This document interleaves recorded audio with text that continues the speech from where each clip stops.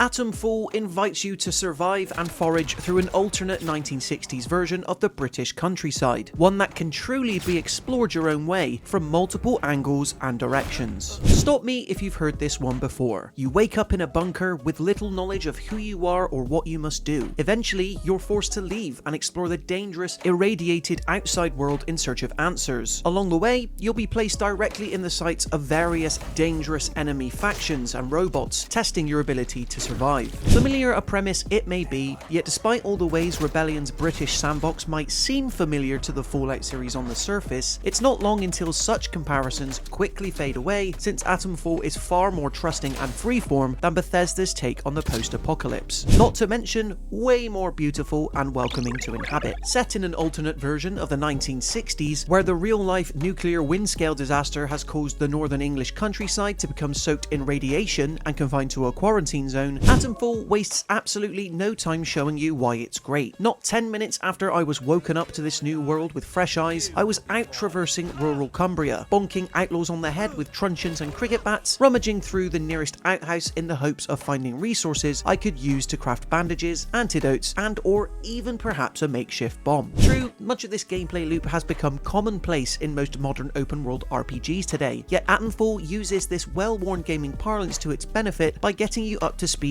and engrossed swiftly. It would have been enough to have you scavenge and survive in this way amidst a setting as beautiful as this, but where Atomfall's charm truly takes hold is in how the story, or rather stories to be more specific, are fed to you. There is absolutely no map marker to aid with guidance, you see, so instead you're encouraged to get stuck in and explore any and all luscious environments around you, just as any regular person would. This forms the backbone of the game's simple but effective lead system, wherein, rather than pick up and working your way through an endless list of random objectives, clues for a handful of meaningful ones are instead neatly discovered and then joined together from various angles and entry points. Almost everyone will stumble across the same church murder plot as I did, for instance, but how you first find it and solve it is based entirely on your own approach. It's only by following breadcrumbs in a route specific to me, for instance, that I found myself getting into all kinds of unusual scrapes, like looking for a herbologist's book within a medieval castle taken over by a druid cult, or working my way through a countryside underpass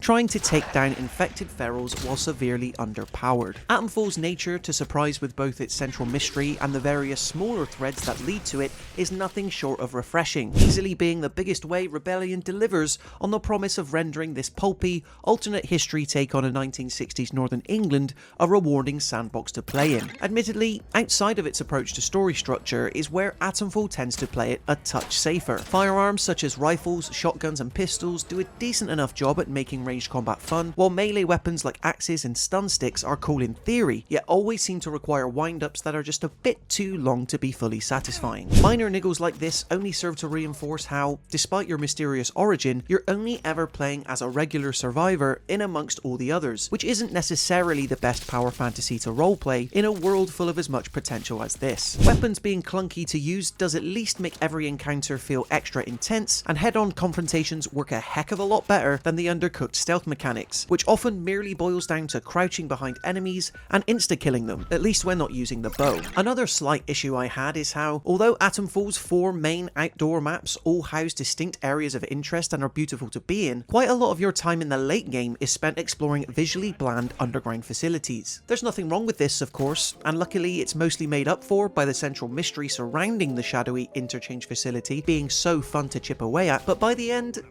I'd say the balance seemed very off. In a game where Rebellion's in-house Azure engine has been allowed to finally show off far more than in, say, Zombie Army 4 or Sniper Elite Resistance, due to your ability to explore these gorgeous surroundings in great detail up close, I found myself aching for more reasons to enjoy the outdoors by the time the final plot machinations were set into motion. As far as a developer stretching its legs into a genre totally new to it though, Rebellion has done a pretty excellent job in creating a visually distinct and rewarding location to inhabit in Atomfall's quarantined Cumbria. True, the survival mechanics held within it aren't always the most boundary pushing or revelatory, but it's clear that the makings are here for a confident new survival sandbox series that has new sights and mysteries to offer than, yes, Fallout, but also a series as well travelled as Stalker. Atomfall doesn't get every piece of the survival sandbox puzzle right, but this is easy to forgive due to how much fun it is to scoff down Cornish pasties to regain health, uncover a mysterious sci-fi plot in myriad ways, and craft craft a needle bomb before lobbing it into a group of cultists. It's the most quintessentially British open world I've ever had the pleasure to explore in a video game, possibly ever, and I already can't wait to go back and peel even more layers off of its environmental onion. We at Mirror Gaming give Atomfall a 4 out of 5. Do you plan on checking it out? Be sure to let us know in the comment section below, and then why not subscribe to stay up to date with even more videos like this. Until next time, thank you so much for watching, and I'll see you in the next one.